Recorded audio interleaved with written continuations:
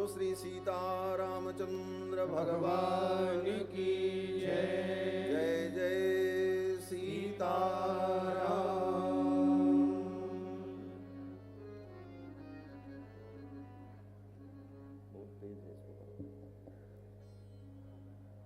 अयोध्या में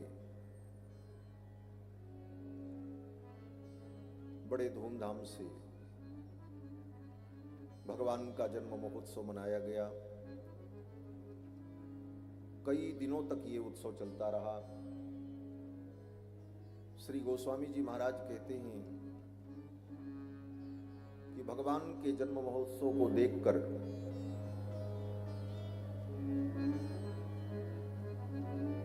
श्री सूर्य भगवान आकाश में ही रुक गए।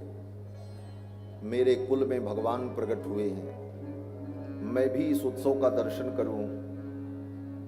इस कारण सूर्य भगवान आकाश में रुक गए और उत्सव देखकर इतने आनंदित हुए कि 1 महीने तक रुके रहे, आगे बढ़े ही।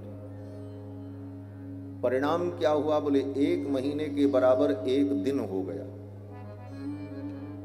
मास दिवस कर दिवस भा मरम न जाना कोई, रथ समेत रवि था क्यों निशा कवन विधि हो। 1 महीने के बराबर दिन हो गया, भगवान सूर्य रुके रहे, आगे बढ़े ही नहीं। आनंद लेते रहे राम जी के जन्म महोत्सव का। और पीछे चंद्रमा रो रहे थे। चंद्रमा ने कहा कि ये सूर्य भगवान हटे तो हमारा नंबर लगे, तो हम भी दर्शन करें। लेकिन सूर्य भगवान हटने को कौन कहे, 1 महीने तक डटे रहे। चंद्रमा को बड़ा दुख हुआ, भगवान के जन्म महोत्सव का मैं दर्शन नहीं कर पाया। भगवान से प्रार्थना की, प्रभु आपके उत्सव को तो मैं देख नहीं पाया, मैं इस सौभाग्य से वंचित रह गया। तो भगवान श्री राम ने कहा, चिंता मत करो, मेरा अगला अवतार चंद्रवंश में होगा और रात्रि के 12 बजे होगा, तब आप दर्शन करना, तब सूर्य भगवान को मौका नहीं मिलेगा। चंद्रमा ने कहा, महाराज ये सब बात तो ठीक है, लेकिन ये तो वही बात हो गई कि आज व्यक्ति को भूख लगे और सामने वाला कहे अच्छा हम आपको 56 व्यंजन खिलाएंगे, लेकिन 2 साल बाद, तो क्या मतलब निकलेगा। आज भूख लगी और भोजन मिले 2 साल बाद, क्या महत्व होगा उस भोजन का। चंद्रमा ने कहा, महाराज आपका दर्शन तो मिलेगा, लेकिन अभी 9 लाख वर्ष बाद आपका कृष्णावतार होगा, तब आपके जन्म महोत्सव का मैं दर्शन कर पाऊंगा। तब तक मेरे मन को संतोष कैसे हो।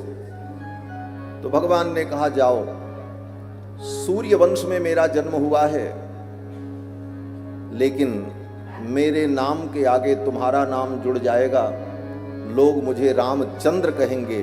भले सूर्य वंश में मेरा जन्म हुआ, लेकिन तुम्हारा नाम मेरे साथ सदा जुड़ा रहेगा और मेरे नाम के साथ तुम सदा विद्यमान रहोगे। चंद्रमा को बड़ा संतोष हुआ। भगवान श्री रघुनंदन की ये दिव्य मंगलमयी लीला, कई दिनों तक अयोध्या में उत्सव चलता रहा। दूर दूर से लोग बधाई देने के लिए आ रहे थे। अयोध्या के आसपास के जंगल में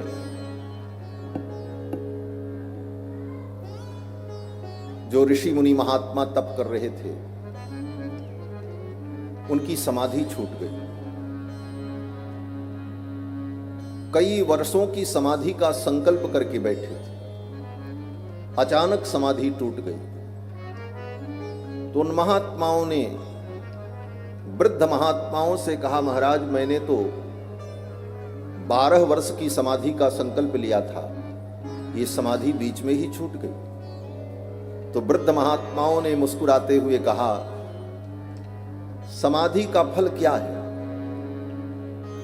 समाधि का फल भगवान है। समाधि में भी अपने मन को एकाग्र करके यम नियम आसन प्राणायाम प्रत्याहार धारणा ध्यान समाधि, तो योग मार्ग से समाधि के द्वारा योगी अपने हृदय के अंदर भगवान का दर्शन करता है। यही समाधि का फल है।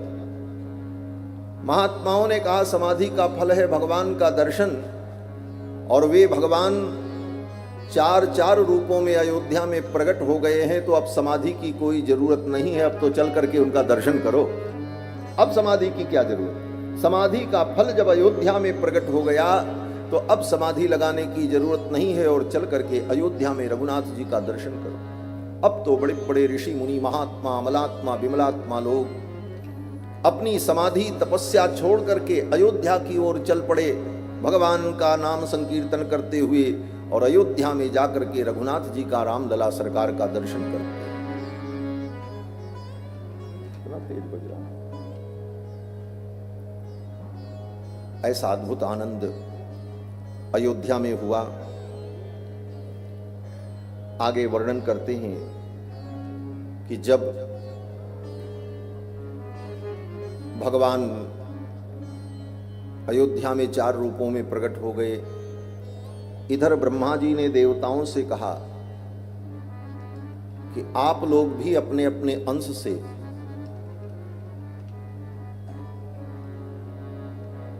धरती पर प्रकट हो जाओ, भगवान की सेवा के लिए, उनकी लीला में सहयोग करने के लिए। देवताओं को पार्वती जी का शाप है कि देवता अपनी पत्नी से कोई पुत्र नहीं उत्पन्न कर सकते। पार्वती जी ने देवताओं को शाप दे दिया था, इसीलिए देवताओं की जो पत्नी है उनसे उनको कोई संतान नहीं होती। तो ब्रह्मा जी ने कहा कि आप लोग यक्षी, किन्नरी, बानरी, इन प्रजातियों में अपनी संतान को उत्पन्न करो जो तुम्हारे समान ही तेज और शक्ति संपन्न हो, और राम जी की लीला में सहयोग करें। ये बात जब ब्रह्मा जी ने कही देवताओं से, तो ब्रह्मा जी ने कहा, देखो मैंने तो अपने अंश से पहले ही जाम्बवान नाम के वृक्ष को उत्पन्न कर दिया है। किसी को उपदेश करना हो तो पहले स्वयं उसका आचरण करना चाहिए। दूसरे को उपदेश करने के पहले स्वयं उसका आचरण करो, तब वह उपदेश प्रामाणिक होता है। पर उपदेश कुशल बहु तेरे, जे आचरहि ते नर न घनेरे। किसी को कोई सलाह देनी है, उपदेश देना है, तो पहले उसका अपने स्वयं के जीवन में पालन होना चाहिए। ब्रह्मा जी ने कहा, मैंने पहले ही अपने अंश से जाम्बवान नाम के वृक्ष को उत्पन्न किया है। जाम्बवान माने जामवंत जी महाराज, उन्हीं का नाम है जाम्बवान। ब्रह्मा जी ही जामवंत जी के रूप में पहले ही प्रकट हो गए। और मारुतस्यौरस श्रीमान हनुमान नाम वानरः, पवन देवता ने अपने औरस पुत्र के रूप में हनुमान को उत्पन्न किया। पवन देवता ही हनुमान जी के रूप में उत्पन्न हो गए। वरुणो जनयामास सुषेणम नाम वानरम, वरुण देवता ने अपने अंश से सुषेण नाम के वानर को उत्पन्न किया। सूर्य भगवान ने अपने अंश से सुग्रीव नाम के वानर को उत्पन्न किया। ये सब वानर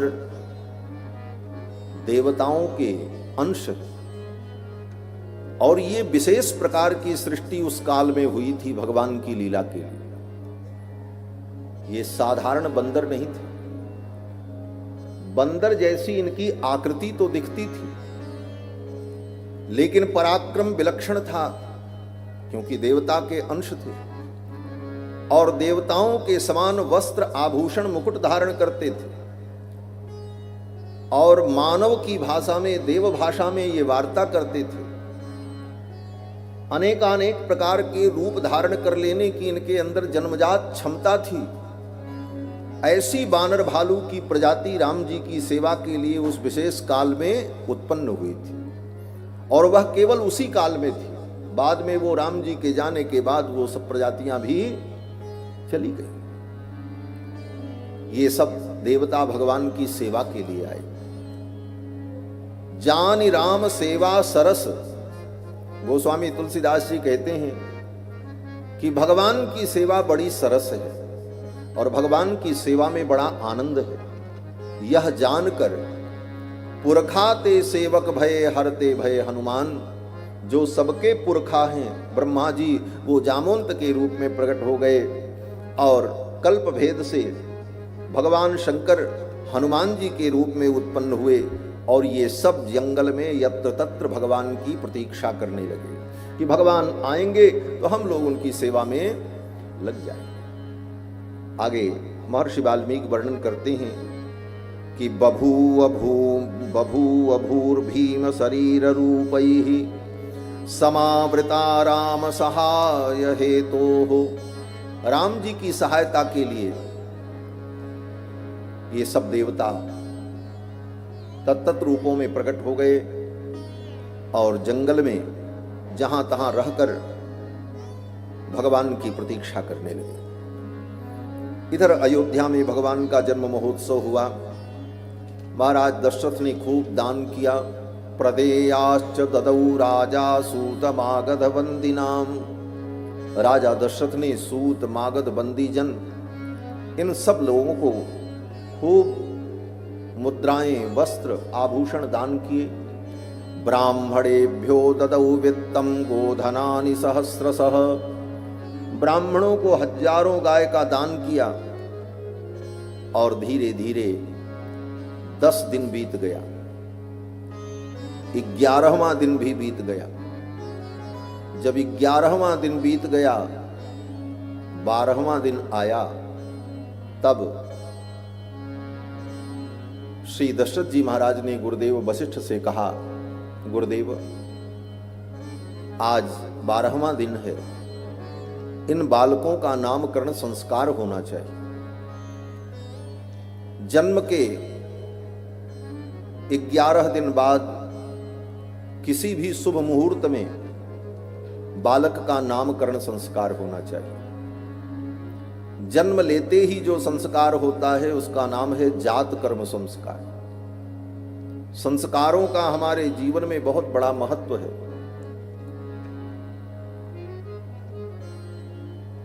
जन्म लेने के पहले गर्भ में ही 3 संस्कार हो जाते हैं और जब बालक पैदा होता है तो 4था संस्कार होता है। अर्थात जन्म के पहले से और मरने के बाद तक मानव के जीवन में संस्कारों का महत्व है। इसीलिए मरने के बाद अंतिम संस्कार होता है। जिंदे में नहीं होता, मरने के बाद ही तो होता अंतिम संस्कार। तो जन्म के पहले से मरने के बाद तक मनुष्य के जीवन में संस्कार का महत्व। संस्कार का मतलब होता है अतिशयाधान। संस्कार करने से उसमें एक विलक्षण योग्यता आती है। संस्कार का एक अर्थ यह होता है, जैसे बर्तन बहुत गंदा हो तो उसमें भोजन कैसे बनेगा? बोले उसे माज करके साफ कर दिया जाए, चमक जाए, तब उसमें भोजन बनने की योग्यता होगी, तब उसमें भोजन बनाया जाए। तो ये बर्तन को जो माजा गया, क्या किया? बोले उसका संस्कार किया। इसी को संस्कार कहते।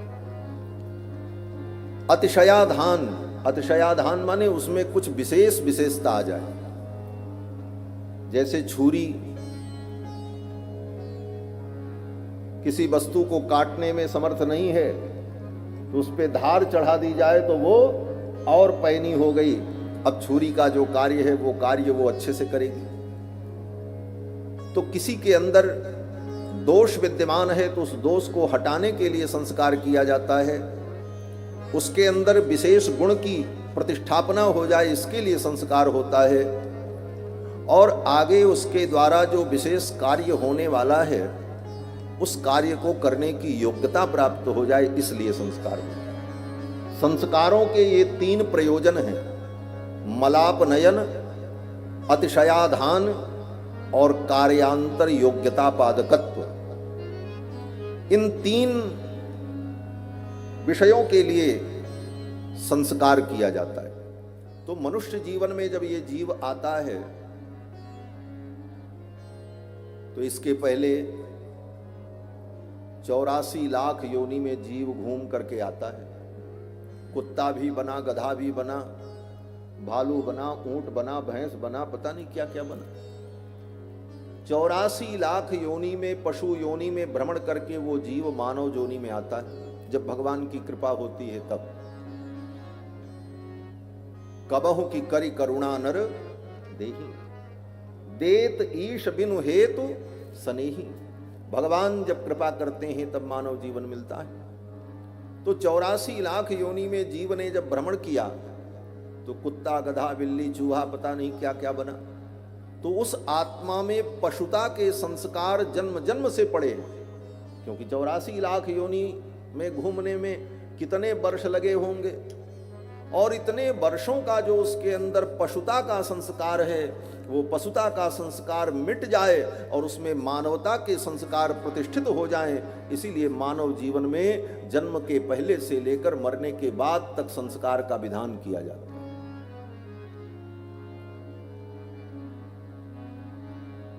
शास्त्रों में 48 प्रकार के संस्कार का विधान है, लेकिन उस 48 प्रकार के संस्कार में 16 संस्कार प्रमुख हैं जो अनिवार्य हैं। लेकिन आज ये स्थिति है कि हम 16 संस्कार का नाम भी भूल गए।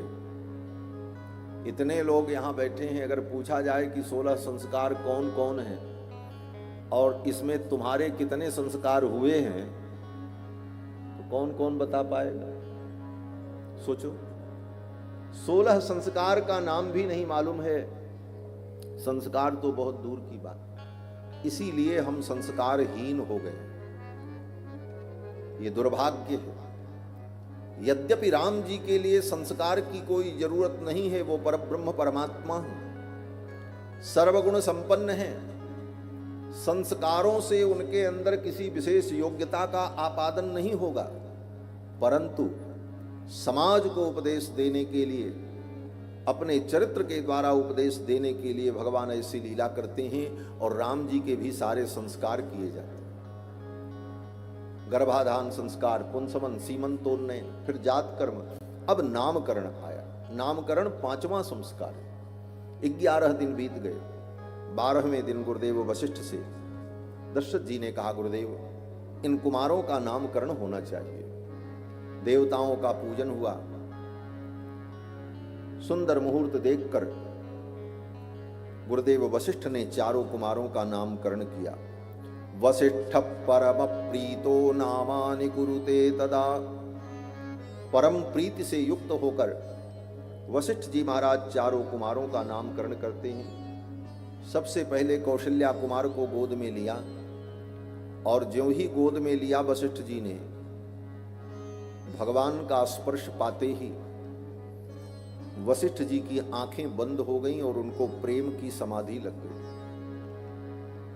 कुछ देर तक तो वशिष्ठ जी महाराज प्रेम की समाधि में डूबे रहे। वशिष्ठ परम प्रीतो नामानि कुरुते तदा। प्रेम की समाधि क्यों लग गई? बोले वशिष्ठ जी को वो सब बातें याद आ गई। कौन सी बात याद आ गई? बोले ब्रह्मा जी ने जो बात कही थी, जब इक्ष्वाकु मनु को ब्रह्मा जी ने अयोध्या का राज्य सौंपा, तो इक्ष्वाकु मनु ने कहा कि महाराज मैं तो अयोध्या में राजा बनकर के रहूंगा, लेकिन अगर कोई पुरोहित नहीं होगा, कोई ब्राह्मण नहीं होगा, तो हमारा धर्म कर्म अनुष्ठान संस्कार नियम कैसे पूर्ण होगा, कौन इन कार्यों का संपादन कराएगा। तो ब्रह्मा जी ने अपने पुत्र वशिष्ठ से कहा, वशिष्ठ तुम इनके पुरोहित बनकर के इनके साथ जाओ, इनके कुल गुरु बनकर, इनके पुरोहित बनकर के जाओ। तो वशिष्ठ जी ने मना कर दिया था। वशिष्ठ जी ने कहा मैं इनका पुरोहित नहीं बनूंगा। बोले क्यों?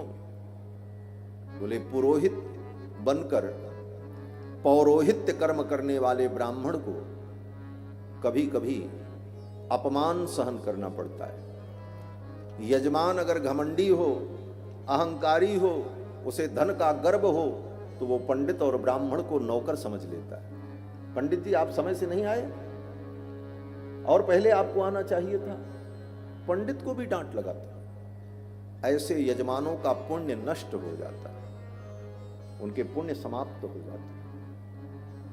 लेकिन ब्राह्मण की ये वृत्ति है, ब्राह्मण अगर नहीं करेगा ये कर्म तो कौन करेगा। तो ब्राह्मण को अपनी इस वृत्ति का पालन करने के लिए अपमान सहन करना पड़ता है। और जो स्वाभिमानी ब्राह्मण होगा वो ये अपमान नहीं सह पाएगा, इसलिए वो पौरोहित्य कर्म नहीं कर पाएगा। वशिष्ठ जी ने कहा मैं पौरोहित्य कर्म नहीं करूंगा। पौरोहित्य कर्म अति मंदा, उपरोहित्य कर्म अति मंदा, वेद पुराण सुमित कर निंदा। और दूसरी बात, पौरोहित्य कर्म करने वाले ब्राह्मण को जो दक्षिणा जजमान देता है, देखने में वो दक्षिणा दिखती है, अन्न वस्त्र मुद्रा, लेकिन वस्तुतः वो यजमान का पाप होता है। यजमान तो दान देकर पाप मुक्त हो जाता, उसका पाप गया, क्योंकि दान करने से पाप नष्ट होता है। लेकिन वो जाता कहां है? बोले उन वस्तुओं के रूप में ब्राह्मण के पास चला जाता। फिर ब्राह्मण अपनी तपस्या और साधना और गायत्री की उपासना और वेद पाठ के द्वारा, व्रत अनुष्ठान के द्वारा वह ब्राह्मण उस पाप को भस्म करता है, उसे नष्ट करता है धीरे धीरे। और अगर ब्राह्मण संध्या वंदन वेद पाठ गायत्री का जप न करे, केवल दान ही दान लेता रहे, तो वह ब्राह्मण जजमानों के पाप से बोझिल हो जाता है और उसका ब्राह्मणत्व भी नष्ट हो जाता है। तो ब्राह्मण का धर्म बड़ा कठिन धर्म है हमारा। वशिष्ठ जी ने कहा ये उपरोहित्य कर्म जो है ये बड़ा मंद कर्म है। उपरोहित कर्म अति मंदा, उपरोहित कर्म अति मंदा, वेद पुराण सुमित कर निंदा, वेद पुराण सुमित कर निंदा। जब न लेऊ में तब विधि मोही, जब न लेऊ में तब विधि मोही, कहा लाभ आगे सुख तोही, कहा लाभ आगे सुख तोही। परमात्मा ब्रह्म नर रूपा, परमात्मा ब्रह्म नर रूपा, हो यही रघुकुल भूषण भूपा, हो यही रघुकुल भूषण भूपा। उपरोहित कर्म अति मंदा। वशिष्ठ जी ने कहा मैं इनका पुरोहित बनकर के नहीं जाऊंगा। तब ब्रह्मा जी ने कहा देखो मेरी बात मान लो और इनके पुरोहित बनकर के जाओ। वशिष्ठ जी ने कहा दान का, प्रतिग्रह का अन्न खाने से बुद्धि दूषित हो जाती है और बुद्धि दूषित होने पर भगवान का भजन और उपासना नहीं होगी, और भगवान का भजन उपासना अगर नहीं हुई तो भगवत प्राप्ति कैसे हो। तो ब्रह्मा जी ने कहा कि अगर उपरोहित बनने से, पौरोहित्य कर्म करने से तुमको भगवान मिल जाएं तो करने को तैयार हो। वशिष्ठ जी ने कहा महाराज अगर झाड़ू लगाने से भगवान मिल जाए तो हम झाड़ू लगाने को तैयार हैं, पौरोहित्य कर्म क्या है, भगवान के लिए क्या नहीं किया जा सकता। ब्रह्मा जी ने कहा इनके पुरोहित बन करके जाओ और इन्हीं के कुल में आगे चल करके भगवान का अवतार होगा। 4 रूपों में भगवान प्रकट होंगे और तुम्हें भगवान का दर्शन होगा। और भगवान जब बाल रूप में प्रकट होंगे तो उनका नामकरण संस्कार तुम्हारे द्वारा होगा, उनका यज्ञोपवीत संस्कार तुम्हारे द्वारा होगा, तुम्हारे द्वारा उनका विवाह संस्कार होगा। यज्ञोपवीत संस्कार के बाद तुम्हारे गुरुकुल में पढ़ने जाएंगे भगवान बालक बन करके। वशिष्ठ जी ने कहा भगवान बालक बन करके मेरे गुरुकुल में पढ़ेंगे रहेंगे? बोले हाँ। उनको लिखना नहीं आएगा तो उनकी उंगलियों को पकड़ करके तुम उनको लिखना सिखाओगे। खेलते खेलते वो आएंगे और तुम्हारी गोद में बैठ जाएंगे। कभी कभी तुम्हारी दाढ़ी भी पकड़ करके खींचने लग जाएंगे। बच्चा तो गोद में बैठे तो दाढ़ी भी पकड़ लेता। ब्रह्मा जी ने कहा भगवान बालक बन करके ऐसी लीला करेंगे और ये सौभाग्य तुम्हें प्राप्त होगा। वशिष्ठ जी ने कहा भगवान मुझे इतने सुलभ हो जाएंगे फिर तो मैं पौरोहित्य कर्म करने को तैयार हूं। और इसी शर्त पर वशिष्ठ जी महाराज इक्ष्वाकु मनु के पुरोहित बन करके अयोध्या में आए थे। और इक्ष्वाकु मनु से लेकर राजा दशरथ के काल तक जितने राजा महाराजा उस खानदान में हुए सबका नामकरण, चूड़ाकरण, विवाह, उपनयन, श्राद्ध, पिंडदान सारे कर्म वशिष्ठ जी कराते रहे, केवल इसी आशा में कि एक दिन मुझे भगवान का दर्शन प्राप्त हो, एक दिन भगवान मुझे मिले। और इसी आशा से वशिष्ठ जी ने वर्षों तक रघुकुल का पौरोहित्य स्वीकार किया। और इसके बाद आगे वर्णन आता है कि राम जी के काल तक गुरुदेव वशिष्ठ पुरोहित रहे। उसके बाद उस वंश का पुरोहित कौन हुआ ये वर्णन नहीं है कहीं। क्यों? बोले प्रयोजन पूरा हो गया, उसी के लिए वशिष्ठ जी इतने दिनों तक रुके थे। तो आज जब राम जी को गोद में लिया, कौशल्या कुमार को गोद में लिया नामकरण करते समय, तो ये सब बातें वशिष्ठ जी को याद आ गई। आंखें बंद हो गई, प्रेम की समाधि लग गई वशिष्ठ जी को। इन सारे भावों का वर्णन एक पंक्ति में महर्षि वाल्मीकि लिखते हैं कि वशिष्ठ परम प्रीतो नामानि कुरुते तदा। परम प्रीति से युक्त होकर वशिष्ठ जी ने नामकरण किया। वशिष्ठ जी ने कहा राजन, ये जो आपके ज्येष्ठ पुत्र हैं, आपके ये जो ज्येष्ठ पुत्र हैं कौशल्या कुमार, इनका नाम राम होगा। ज्येष्ठम रामम महात्मानम। आपके जो ये ज्येष्ठ पुत्र हैं इनका नाम राम होगा और ये महान आत्मा है।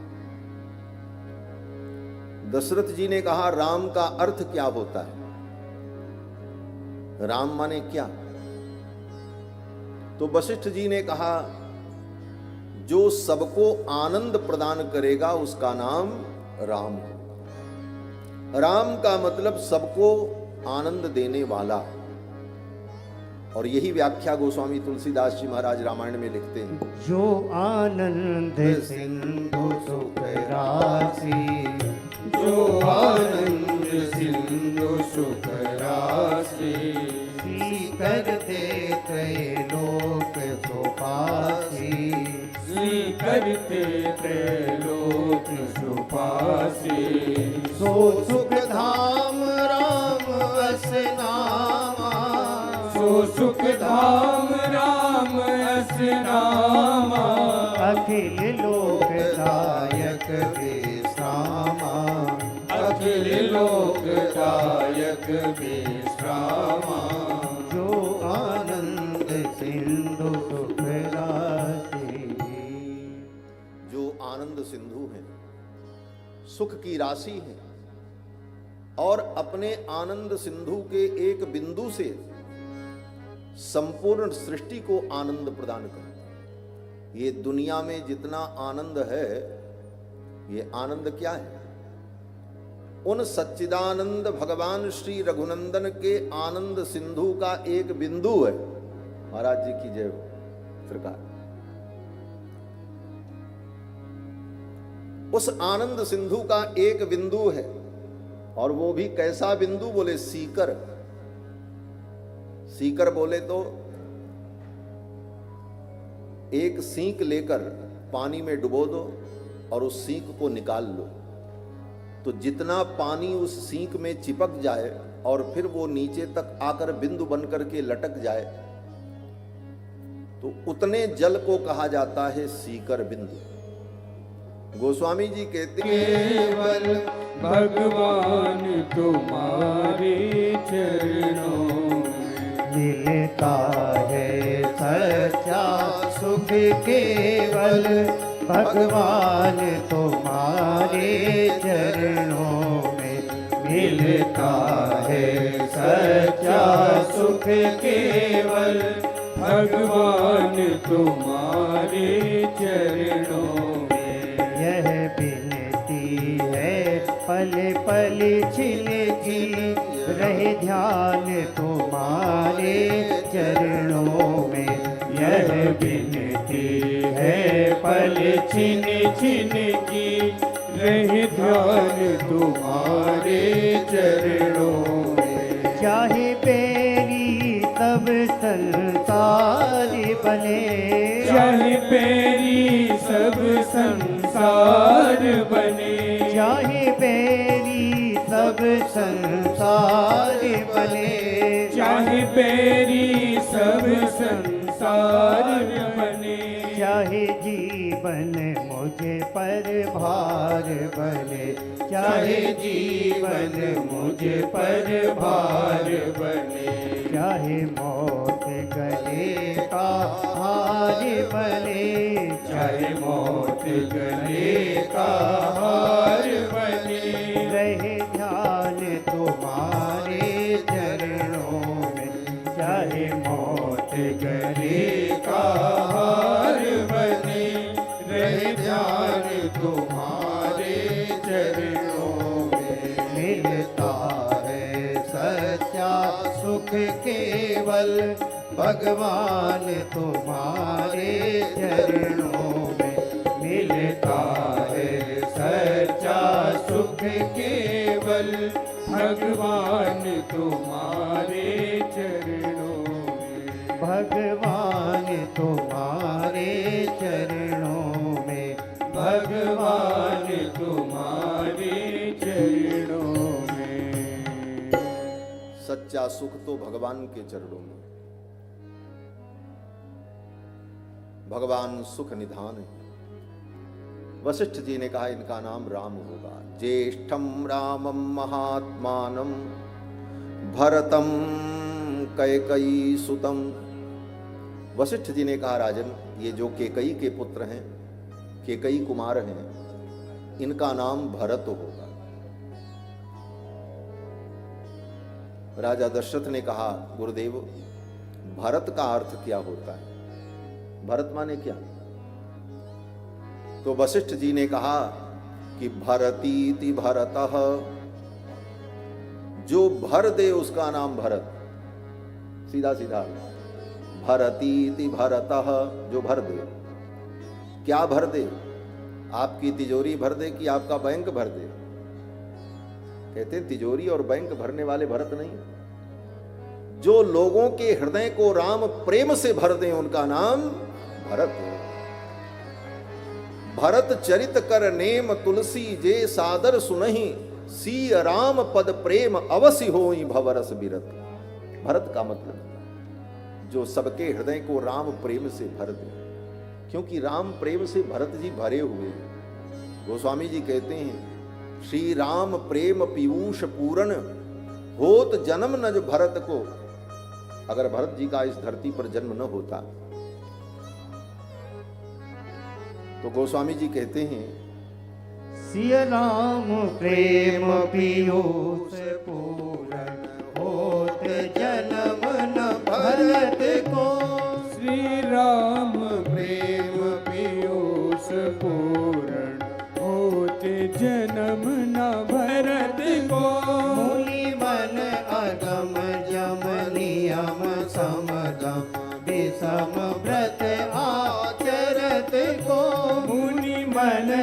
सम जम नियम समदम विषम व्रत आचरति को दुखिता है दारिद दम्भ दूषण तुजस मिस अपहरत को दुखिता है दारिद दम्भ दूषण सुजस मिस अपहरत को कलिकाल तुलसी से सटन हट राम सन्मुख करत को कलिकाल तुलसी से सटन हट राम सन्मुख करत को सिय राम प्रेम पीयूष पूरण होत जन्म न भरत को सिय राम प्रेम सिय राम प्रेम सिय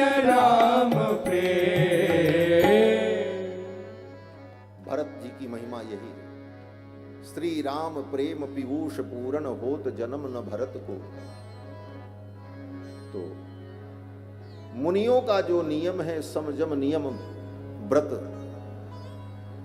इसका आचरण करके कौन इसे प्रमाणित करता। गोस्वामी जी कहते हैं कलिकाल तुलसी से सठनी हठ राम सन्मुख करत को। इस कलयुग में तुलसीदास जैसा अपने आप को गोस्वामी जी कहते हैं मेरे जैसे सठ को राम जी के चरणों तक कौन पहुंचाता अगर भरत न हो। तो भरत का मतलब है जो लोगों के हृदय को राम प्रेम से भर दे। भरतीति भरतः, ये भरत है। वशिष्ठ जी महाराज ने सुमित्रा जी के ज्येष्ठ पुत्र को गोद में लिया और कहा राजन इनका नाम लक्ष्मण होगा। सौमित्रिम लक्ष्मणमिति नामकरण कर रहे हैं वशिष्ठ जी। कहते हैं सौमित्रिम लक्ष्मणमिति, ये सुमित्रा के जो पुत्र हैं इनका नाम लक्ष्मण होगा। दशरथ जी ने पूछा लक्ष्मण का अर्थ क्या है। तो गुरुदेव वशिष्ठ ने कहा लक्ष्मण का अर्थ है जिसके लक्षण बड़े अच्छे हों उसको कहते हैं लक्ष्मण। क्या लक्षण हैं इनके, कितने अच्छे लक्षण हैं और वो लक्षण क्या बता रहे हैं। तो वशिष्ठ जी ने कहा कि लक्षण धाम राम प्रिय, इस बालक के लक्षण बड़े अच्छे हैं और वो लक्षण कहते हैं कि अपने ज्येष्ठ भ्राता रघुनंदन राम का परम प्रिय होगा। लक्षण धाम राम प्रिय सकल जगत आधार, गुरु वशिष्ठ तेहि राखा लक्ष्मण नाम उदार। और ये बड़े उदार हैं लक्ष्मण जी, बड़े उदार हैं। इनकी उदारता क्या है। बोले देखो उदार व्यक्ति वही होता है जो स्वयं किसी स्वादिष्ट वस्तु का आस्वादन करे तो उसके मन में यह भावना पैदा हो कि जिस स्वादिष्ट वस्तु का मैं आस्वादन कर रहा हूं ये स्वादिष्ट वस्तु सबको मिल जाए, सब इसे प्राप्त करें, ये उदारता। तो लक्ष्मण जी भगवान के चरणों का जो अनुराग प्राप्त करते हैं तो लक्ष्मण जी को ये भाव होता है कि यह सुख समस्त प्राणियों को मिले, सभी जीवों को राम जी के चरणों का आश्रय मिले जैसे मुझे मिला है। और इस उदारता के कारण ही लक्ष्मण जी महाराज इस कलयुग में भगवान रामानुजाचार्य के रूप में उत्पन्न हुए धरती पर और उन्होंने जीवों को भगवान के चरणों से जोड़ा। भगवान श्री रामानुजाचार्य की ये पवित्र परंपरा लक्ष्मण जी के अवतार हैं भगवान रामानुज। सतयुग में ये शेष रूप में, त्रेता में ये लक्ष्मण है और द्वापर में ये श्री बलराम जी के रूप में, और कलयुग में रामानुजाचार्य के रूप में प्रकट हुए और सभी जीवों को शरणागति का मार्ग बताया। सभी जीवों के लिए शरणागति का मार्ग खोला। सभी जीव भगवान की शरण में आए। यही रामानुज की उदारता है। सतयुग में ये शेष हैं, त्रेता में लक्ष्मण हैं, द्वापर में बड़े भैया बन गए। त्रेता में तो छोटे भैया थे लक्ष्मण, लेकिन लक्ष्मण जी को एक बात का दुख था। क्या दुख था? बोले राम जी जब वन वन भटक रहे थे, पैरों में कांटे धंस जाते तो राम जी बैठ जाते पेड़ के नीचे और उन कांटों को दूसरे कांटे से निकालने का प्रयत्न करते। भगवान के कोमल चरणारविंद में विद्ध कंटक को देखकर लक्ष्मण जी के आंखों में आंसू आ जाते। ये करो। और जिसने अपने मन को अपने लक्ष्य में लगा दिया उसी का नाम लक्ष्मण है। ये जीवाचार्य हैं, समस्त जीवों के आचार्य हैं, और इन्हीं के पद चिन्हों पर चलकर जीव भगवान के चरणों तक पहुंचता है। गुरुदेव वशिष्ठ ने नामकरण किया। अंत में सुमित्रा के छोटे पुत्र को गोद में लिया और कहा शत्रुघ्नम अपरम तथा। अपरम जो दूसरे पुत्र हैं सुमित्रा के, इनका नाम शत्रुघ्न होगा। दशरथ जी ने कहा शत्रुघ्न का अर्थ क्या है? गुरुदेव वशिष्ठ ने कहा जो शत्रुओं का संहार करे उसको शत्रुघ्न कहते हैं। शत्रुघ्नो नित्य शत्रुघ्न, जो नित्य शत्रुओं का विनाश कर दें उनका नाम शत्रुघ्न होगा। और ये तो शत्रु का विनाश करेंगे ही करेंगे, लेकिन जो शत्रुघ्न जी का स्मरण करेगा, जो शत्रुघ्न जी का नाम लेगा, उसके भी शत्रुओं का विनाश हो जाएगा। जाके सुमिरन तेरी पुनासा, जाके सुमिरन तेरी पुनासा, नाम शत्रुघ्न वेद प्रकाशा, नाम शत्रुघ्न वेद प्रकाशा, नाम शत्रुघ्न वेद प्रकाशा। जाके सुमिरन ते रिपुनासा, नाम शत्रुघ्न वेद। चारों कुमारों का नामकरण किया, राम लक्ष्मण भरत शत्रुघ्न। इस अवसर पर लाखों ब्राह्मणों को महाराज दशरथ ने भोजन कराया। ब्राह्मणान भोजयामास पौरजानपदानपि अददद् ब्राह्मणानां च रत्नौघममलं बहु। राम जी के नामकरण के अवसर पर संपूर्ण अयोध्या का भंडारा किया दशरथ जी महाराज। पौरजानपदामपि, नगर में जनपद में जितने लोग थे सबको भोजन कराया। झारा भंडारा, हमारे यहां उसको कहते हैं झारा भंडारा। झारा भंडारा का मतलब बोले किसी के घर चूल्हा नहीं जलेगा, चूल्हा जलाने की जरूरत ही नहीं है, यहां आओ खाओ। दशरथ जी महाराज ने बड़े उत्साह से ये सब कार्य किया और आगे के जो संस्कार हैं वे भी संस्कार विधि पूर्वक दशरथ जी महाराज ने किए। तेषां जन्म क्रियादीनि सर्वकर्माण्यकारयत, सारे संस्कार विधि पूर्वक चारों कुमारों के दशरथ जी महाराज करते हैं। धीरे धीरे रघुनाथ जी बड़े होने लगे। भगवान की बाल लीला रघुनाथ जी की बड़ी अद्भुत बाल लीला है। कृष्ण भक्त कहते हैं कि कृष्ण भगवान ने जितनी बाल लीला की उतनी बाल लीला तो राम जी की सुनने को नहीं मिलती है।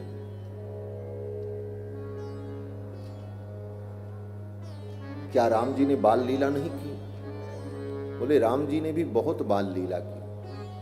गोस्वामी तुलसीदास जी महाराज कहते हैं बाल चरित हरि बहु विधि कीना, बाल चरित हरि बहु विधि कीना, अति अनंत दासन कह दीना, अति अनंत दासन कह दीना। बाल चरित हरि बहु विधि कीना, बाल चरित हरि बहु विधि कीना। भगवान ने अनेक सुंदर बाल चरित्र किए। 2-3 बाल चरित्र की चर्चा करके हम आगे बढ़े, क्योंकि बाल चरित्र में रहेंगे तो फिर लाल जी का आगे का चरित्र कैसे होगा। एक बाल चरित्र, मैया ने लाला को स्नान करा करके, सुंदर वस्त्र धारण करा करके पालना में लिटा दिया। जब पालना में लिटाया तो चारों के लिए अलग अलग 4 पालने बने, चंदन की लकड़ी के, स्वर्ण मंडित, हीरे पन्ने पोखराज जड़े हुए, रत्न जटित 4 पालना दशरथ जी महाराज ने तैयार कराया। एक में राम जी को लिटाया, एक में लक्ष्मण जी को, एक में भरत जी को, एक में शत्रुघ्न जी को, और तीनों माता और महाराज दशरथ चारों पालना झुलाने लगे। लेकिन पालना में लिटाते ही चारों कुमार जोर जोर से रोने लगे। राम जी भी रोने लगे, लक्ष्मण भी रोने लगे, भरत भी रोने लगे, शत्रुघ्न भी रोने लगे। किसी को कुछ समझ में नहीं आया क्यों रो रहे। जब भी कोई ऐसी समस्या आती तो एक तरफ ही समाधान दिखता था।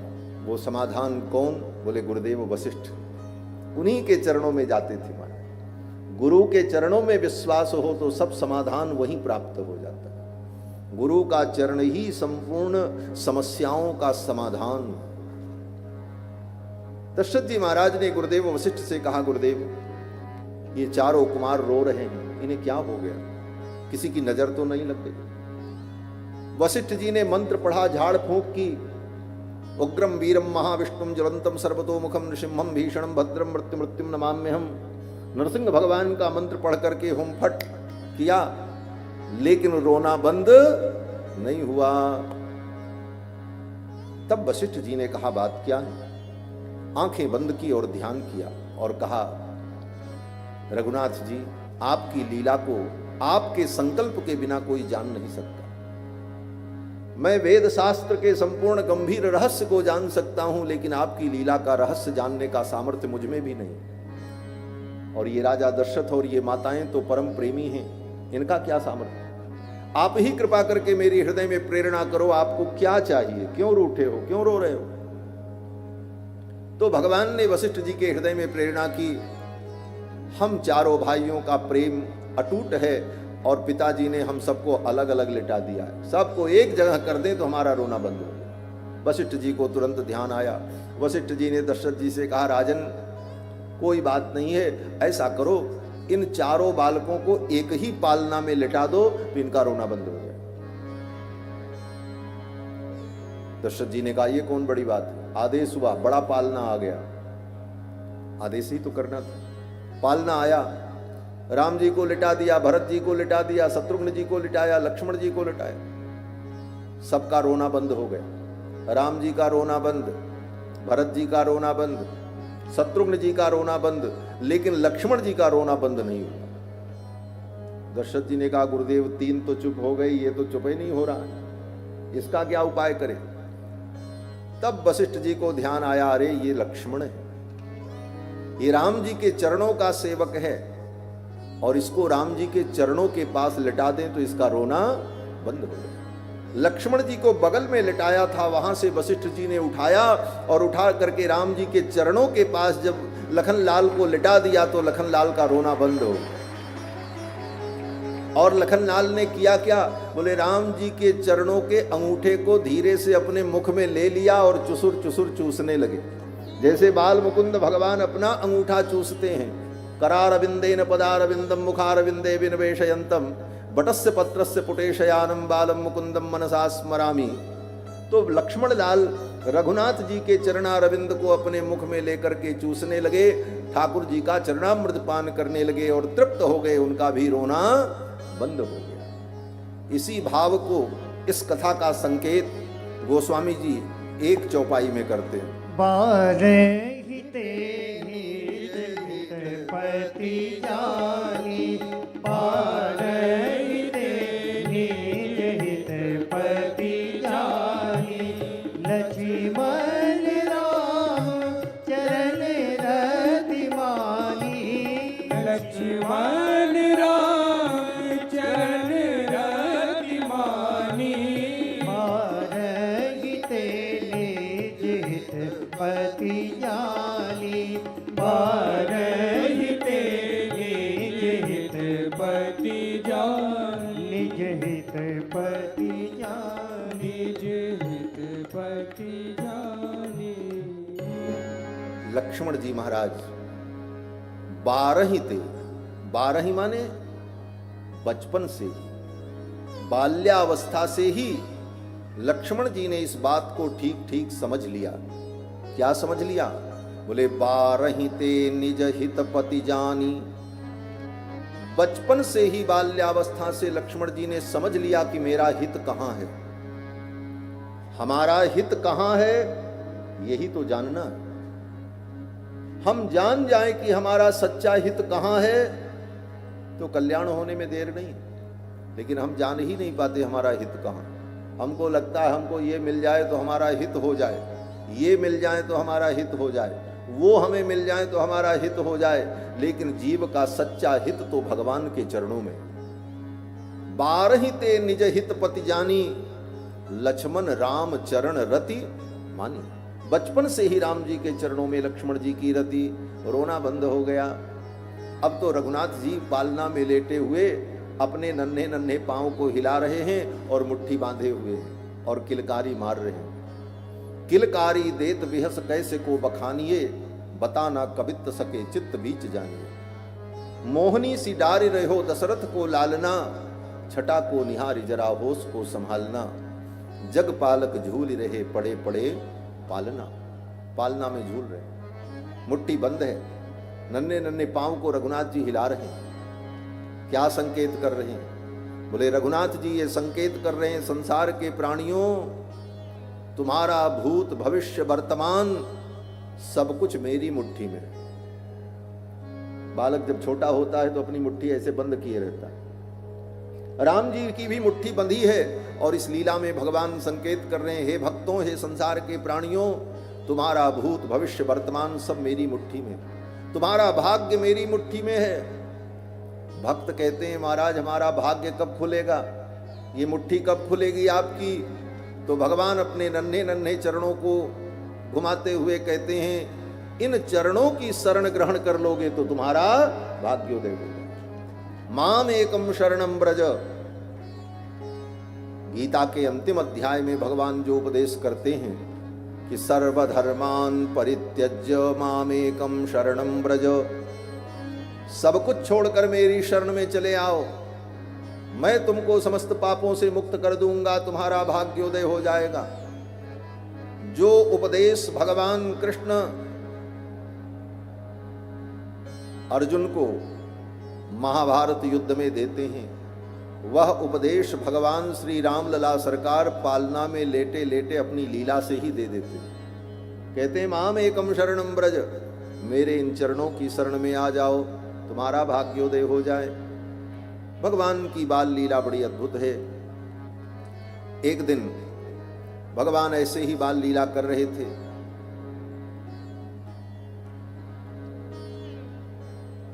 महल में सेवा करने वाली एक दासी सेवा करके जब गई तो अपने आस पड़ोस में चर्चा कर रही थी कि कौशल्या कुमार बड़े सुंदर हैं। कुमार तो सभी सुंदर हैं लेकिन कौशल्या कुमार तो अद्भुत है। मैं तो दिन भर उन्हें निहारती रहती हूं, मैं बड़ी सौभाग्यशालिनी हूं।